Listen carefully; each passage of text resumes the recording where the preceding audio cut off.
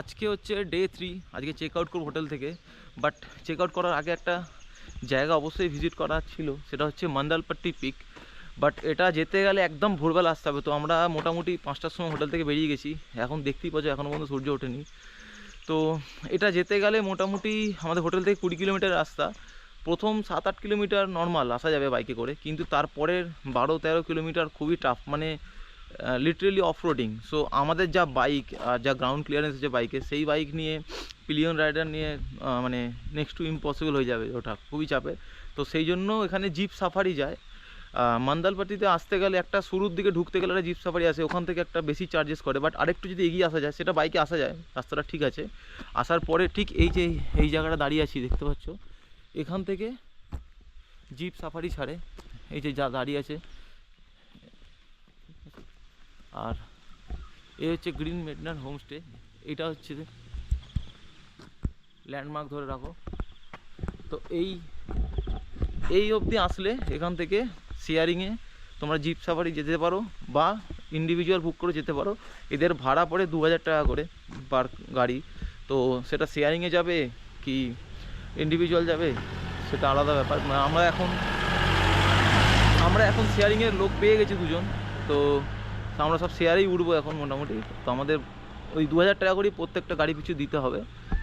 তো শুনেছি নাকি পিকটার থেকে দারুণ ভিউ আসে। চলো দেখেই কীরকম কী দেখা যায়, তোমাদেরকেও দেখাবো।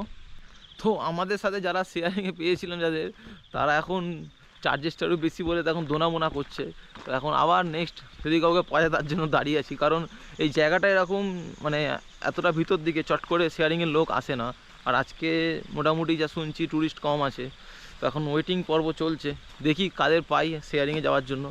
কারণ শেয়ারিংয়ে গেলে একটু ভাড়াটা কম পড়ে, নাহলে শুধু 2000 টাকা একটা গাড়ির পিছনে দেওয়াটা একটুখানি কস্টলি বেশি পড়ে যাচ্ছে। তো ওয়েট করছি, দেখি কাকে পাওয়া যায়। জিপ এখন ছেড়ে দিয়েছে, অনেক গল্প কষাকষির পরে একজনকে পেয়েছি। রাস্তা খুব একটা ভালো না যা দেখছি। আগে কতটা কি খারাপ রাস্তা আছে বলতে পারছি না, বাট জিপ তো সাঁই সাঁই করে দৌড়াচ্ছে। চলো দেখি।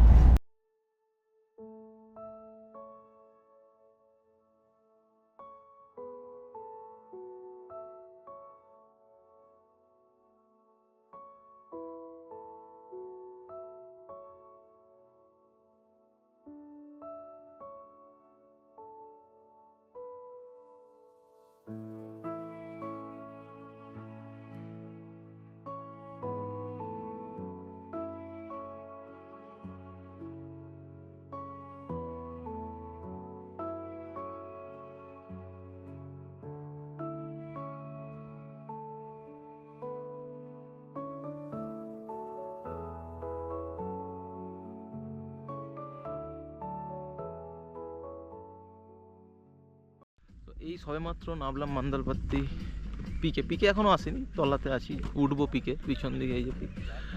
রাস্তার অবস্থা যেরকম দেখালাম, মানে দুর্দান্ত লেভেলের জঘন্য। প্রপার অফ রোডিং যারা করো তারা ঠিক আছে, না হলে আমার অ্যাডভাইস তো বাইক নিয়ে না আসাই ভালো। কারণ প্রচণ্ড রিস্কি রাস্তা, মানে আমি ক্যামেরা ধরে মানে শ্যুট করতে পারছি না, এরকম অবস্থা, জার্কিং করছে এত গাড়ি।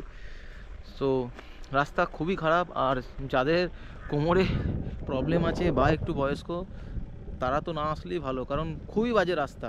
মানে যদি কেউ একবার আসো তাহলেই বুঝতে পারবে কেন বলছি। তো এটা একটু মাথায় রেখো। আর এবার পিকে উঠবো, এখানে একটা মানে এন্ট্রি ফিস সম্ভবত আছে, তো দেখি, চলো।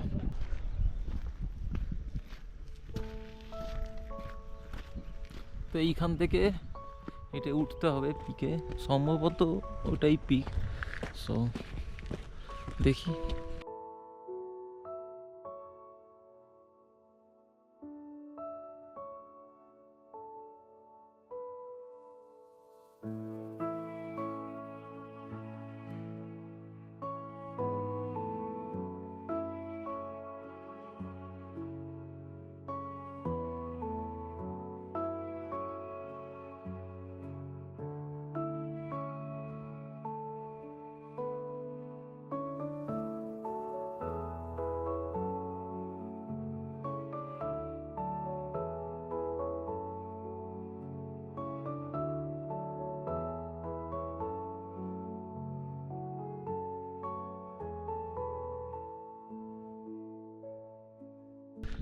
এখনও পর্যন্ত এই উপরে উঠিনি, উপরে উঠে তোমাদের ভিউটা দেখাবো, বাট এখান থেকেই যা দেখা যাচ্ছে অসাধারণ এক কথায়।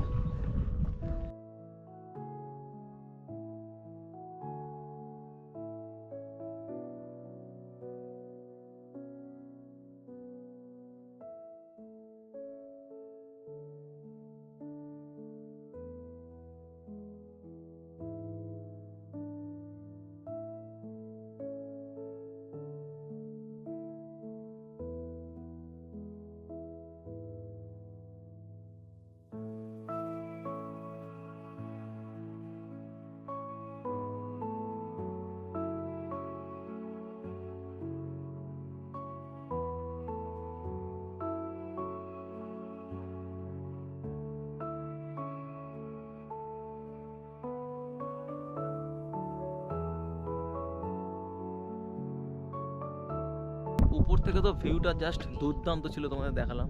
এবার একটু নিচে নামার জায়গা আছে, নেমে দেখবো ওখান থেকে কীরকম কী দেখা যায়। এটা ওয়ান সাইডেড ভিউ যদিও, আর আগেরটা 360 তোমাদের দেখালাম।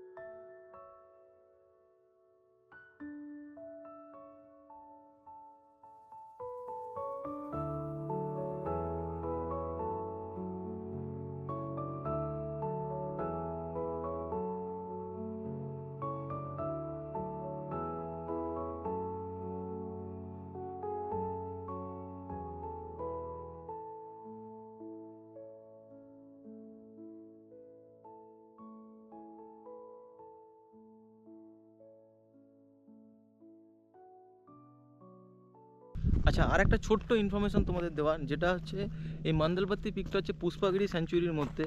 তো পুষ্পাগিরি স্যাঞ্চুরির মধ্যে আরও 2-3টে জায়গা আছে যেগুলো দেখা যেতে পারে, কিন্তু তার জন্য পারমিশন করাতে হেড অফিস থেকে, আর আগে থেকে বুকিং করাতে হবে। তো এখানে ডিটেলস দেওয়া আছে, তোমাদের দেখিয়ে দিচ্ছি, যদি চাও তো সেগুলো ঘুরে দেখতে পারো।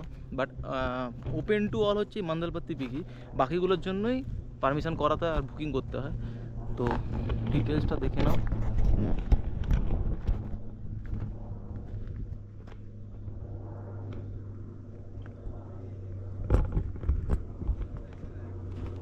আর এটা এক রকমের ফুল আছে যেটা অনেক বছর বাদে বাদে দেখা যায়, নীলকুরুঞ্জি নাম।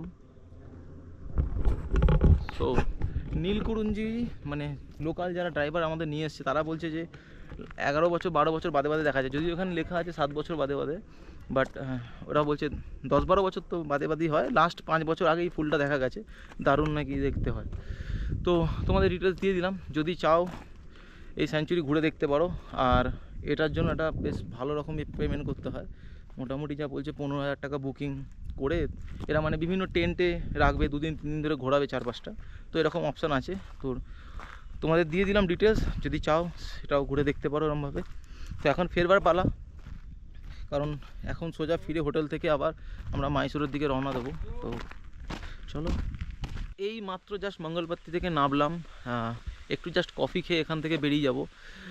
আর জার্নি বেশ দারুণ ছিল, 2,000 টাকা গাড়ি ভাড়া নিয়েছে, বাট খারাপ না, মানে ওর্থ ইট, বলবো না যে লস হয়ে গেছে।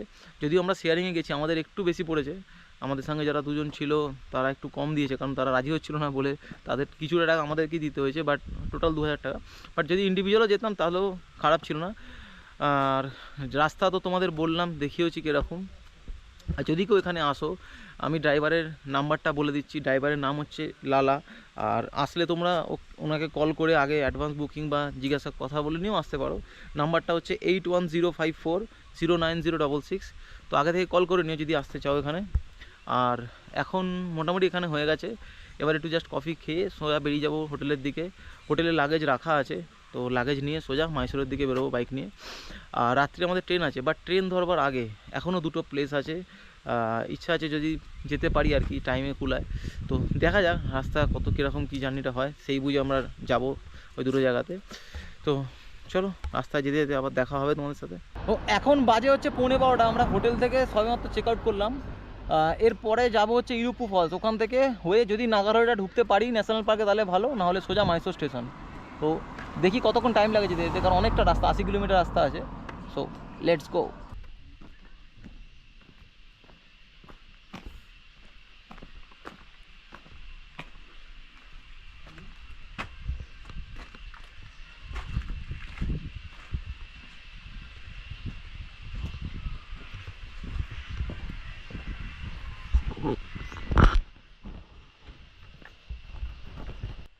এই সবেমাত্র পৌঁছালাম হচ্ছে ইরুপ্পু ফলস।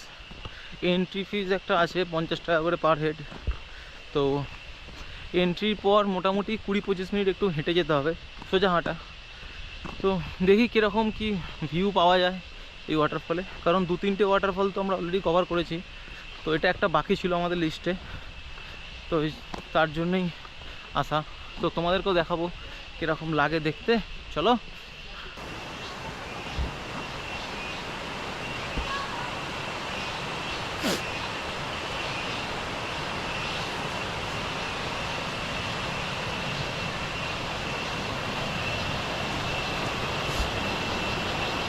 এখানে একটা ফুটব্রিজ আছে,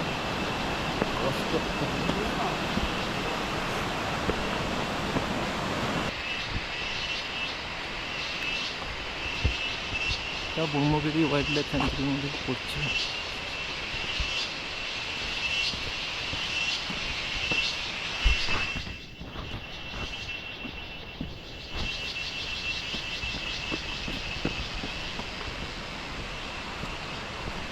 এখান থেকে দুটো স্প্লিট হয়ে যাচ্ছে, ডান দিকে একটা রাস্তা, এখানে রাস্তা। ডান দিকেরটা উঠে যাওয়ার নেই, নিচে নামতে হবে এখান থেকে।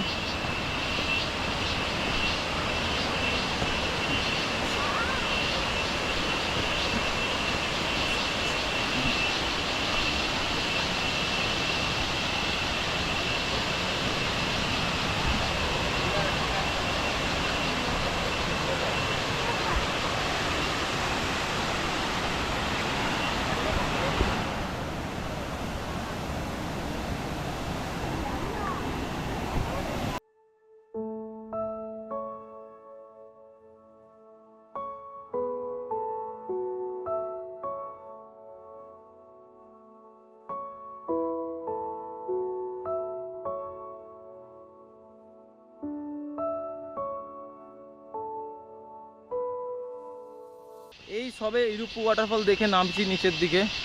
তো এটা একটা অফবিট প্লেসেই ছিল বলতে পারো, কারণ মাইসোর যাওয়ার যে রাস্তা প্রায় 120 কিলোমিটার, এটা ওই রাস্তার মধ্যে পড়ছে না। আমাদের এক্সট্রা আরও 80 কিলোমিটার আসতে হয়েছে তবে এটা পেয়েছি।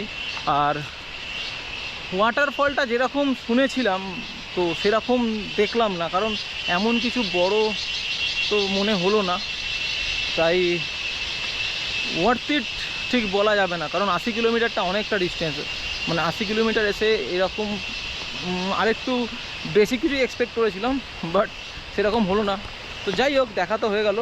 আর আমাদের যে প্ল্যানটা ছিল নাগারহোলে টাইগার রিজার্ভ যাওয়ার, সেটাও যাওয়া হচ্ছে না, যার জন্যই এই দুটো প্লেস রাখা ছিল, ইরুপ্পু ওয়াটারফল আর নাগারহোলে। কারণ নাগারহোলেটায় ফোন করেছিলাম, তো ওরা বললো এখন নাকি পুরোপুরি বন্ধ। তার কারণ কেউ বলছে হেভি রেনফল, কারণ আমরা 2-3বার কল করেছিলাম, তো 2-3টে এক্সকিউজ দিচ্ছে সবাই। যাই হোক, মোট কথা বন্ধ আছে, তাই আর যেতে পারলাম না। কিন্তু যেহেতু ইরুপ্পু আমাদের লিস্টে ছিল তাই বাদ দেয়নি, তাই চলে এসেছি। তো এরপর আর কোনো জায়গায় যাওয়ার নেই, মোটামুটি দি এন্ড কুর্গের ট্রিপ। এরপর ফিরবো হচ্ছে মাইসোর রেলওয়ে স্টেশন। কিন্তু যেহেতু নাগারহোলে যেতে পারিনি, তো একটা জায়গা যদি সময়ের মধ্যে পৌঁছাতে পারি তাহলে একবার ভিজিট করব, সেটা হচ্ছে মাইসোর প্লেস। তো যদি সময়ের মধ্যে হয় তাহলে তোমাদেরকেও দেখাবো কীরকম, শুনেছি তো খুব ভালো। তো চলো শিগগিরই বেরোতে হবে, কারণ একটু বাদেই অন্ধকার হতে শুরু করবে। চলো। মাইসোর ফিরতে ফিরতে অনেকটাই লেট হয়ে গেছিলো, তাই আর মাইসোর প্যালেস যাওয়া হয়নি। আর তাছাড়াও রাত্রিবেলা ট্রেন ধরবার ছিল, তাই বাইকটা হ্যান্ড ওভার করেই সোজা স্টেশনে চলে গেছিলাম। এই সবেমাত্র আমরা চেন্নাইতে হোটেলে ঢুকলাম। ট্রেন জার্নি মোটামুটি ঠিকঠাকই ছিল, আর 5-10 মিনিট লেটে ঢুকে যেত, ওটা তো কনসিডারেবল। আর আমরা দুদিন আছি, আজকে আর কালকে সন্ধ্যেবেলা ফ্লাইট আছে, বেরিয়ে যাব কলকাতা। বাট আমি এসেছি আর খাবার ট্রাই করবো না, এটা তো হতে পারে না। তো যেহেতু চেন্নাইতে এসেছি, সাউথ ইন্ডিয়ান ডিশ তো ট্রাই করতেই হবে, তো এটা আমার একটা লিস্টেই ছিল। আর সাউথ ইন্ডিয়ান ডিশ বলতে যেটা সব থেকে আগে আমার মাথায় আছে সেটা হচ্ছে ইডলি, ধোসা আর বিরিয়ানি। বিরিয়ানি তো প্রচুর খেয়েছি কলকাতাতে, অনেক দোকানে খেয়েছি, but south Indian, proper south Indian dish যাকে বলে, তো সাউথ ইন্ডিয়ান বিরিয়ানি একবার ট্রাই করে দেখতে হবে এখানে। তো তার জন্য দোকান একটুখানি খুঁজে বার করতে হবে। তো ওর এখন ইনভেস্টিগেশন চলছে কোথায় কী খাওয়া যেতে পারে। তো অনেক খোঁজার পরে একটা রেস্টুরেন্ট আমরা খুঁজে পেয়েছিলাম, সাভিয়ার আশা বলে। এই রেস্টুরেন্টটা হচ্ছে চেন্নাইয়ের কোটুপুরামের মধ্যে। রেস্টুরেন্টটার অ্যাম্বিয়েন্স তো জাস্ট অসাধারণ, বাট আমাদের ভিডিও করতে অ্যালাউ করেনি, তার জন্য আমরা ভিতরটা দেখাতে পারিনি। বাট খাবারের ভিডিওগুলো আমি করেছি। 2-3টে ডিশ আমরা অর্ডার দিয়েছিলাম, একটা বিরিয়ানি ছিল, একটা মাটনের আইটেম ছিল, মাটন চুক্কা বলে, আর একটা চিকেনের স্টার্টার আইটেম ছিল। মাটন চুক্কাটা তো জাস্ট অসাম। যারা কলকাতাতে রয়্যালের মাটন চাপ খেয়েছো, পুরো সেম দেখতে, বাট টেস্টটা তো জাস্ট মানে অসাধারণ। তো যদি কেউ আসো চেন্নাইতে, এই রেস্টুরেন্ট থেকে তোমরা খেয়ে দেখতে পারো, বা মানে বেশ ভালো লাগবে আমি বলতে পারি। তো আপাতত একটা তো ট্রাই হলো যে অথেন্টিক বিরিয়ানিটা মোটামুটি ছিল, কারণ আমরা সবসময় খেলে কলকাতার বিরিয়ানির সাথে তুলনা করি, বাট এখানকার বিরিয়ানি একটু চালটা ছোট হয়, যেমন গোবিন্দভোগ চালের সাইজ হয় ঠিক ওই রকম টাইপের চালটা হয়, তো একটু অন্যরকম, বাট বেশ ভালোই ছিল, খারাপ না। এর আগেও আমরা প্রন বিরিয়ানি ট্রাই করেছিলাম, অতটা ভালো লাগেনি, বাট এটা যেহেতু ভালো রেস্টুরেন্ট তো বেশ লাগলো। তো আপাতত একটা দুটো তো ট্রাই করলাম ডিশ। বিকালে একটা মানে ট্রাই করবার ইচ্ছা আছে, একটা দুটো ডিশ দেখি, বিকালে আবার সন্ধ্যেবেলাতে বেরোলে তারপরে আরও দু একটা ডিশ ট্রাই করবো। তো দেখা যাক, চলো তোমাদেরকেও দেখাবো। একটু বিকাল হতেই আমরা চলে গেছিলাম মনোজ ভবনে সাউথ ইন্ডিয়ান ধোসা ট্রাই করবার জন্য, আর ধোসাটার টেস্ট জাস্ট অসাধারণ ছিল। এই মাত্র জাস্ট বাড়ি ঢুকলাম, আর ফ্লাইটের জার্নি ঠিকঠাকই ছিল। তা কালকে সেরকমভাবে আর কোথাও ঘুরতে যাওয়া হয়নি, মানে খাবার এক্সপ্লোর করবো যেটা ভেবেছিলাম সেরকমভাবে হয়নি। বিকালে এক জায়গায় গেছিলাম, মানে সন্ধ্যাবেলার দিকে গেছিলাম এক জায়গায় ধোসা খেতে, বাট তারপর আর বেরোনো হয়নি, কারণ শরীর দিচ্ছিল না, তো হোটেলেই রয়ে গেছিলাম। আর আশপাশ থেকে ডিনার করে নিয়েছিলাম, তাই বেরোনো হয়নি আর। আর কুর্গের যদি কথা বলি তাহলে তো বলবো আমার অভিজ্ঞতা মানে দুর্দান্ত অভিজ্ঞতা হয়েছে ঘুরে। তো কুর্গের একটা প্ল্যান মানে বানিয়েছিলাম কোথায় কি ঘুরবো, সেটা আমি শেয়ার করে দিচ্ছি তোমাদের ভিডিও শেষে। তো যদি কেউ কুর্গে ঘুরতে চাও তাহলে সেটা ফলো করতে পারো, তাহলে তোমরা অনেক কম সময়ে অনেকগুলো জায়গা কভার করতে পারবে। সো আজকের মতন ভিডিওটা এখানেই শেষ করতে হচ্ছে। তো দেখা হবে তোমাদের সাথে নেক্সট ভিডিওতে। যদি ভিডিওটা ভালো লাগে তাহলে অবশ্যই লাইক অ্যান্ড সাবস্ক্রাইব করে দিও। তো আজকের মতন ইতি গজো, চলো নেক্সট ভিডিওতে আবার তোমাদের সাথে দেখা হবে। Tata, by.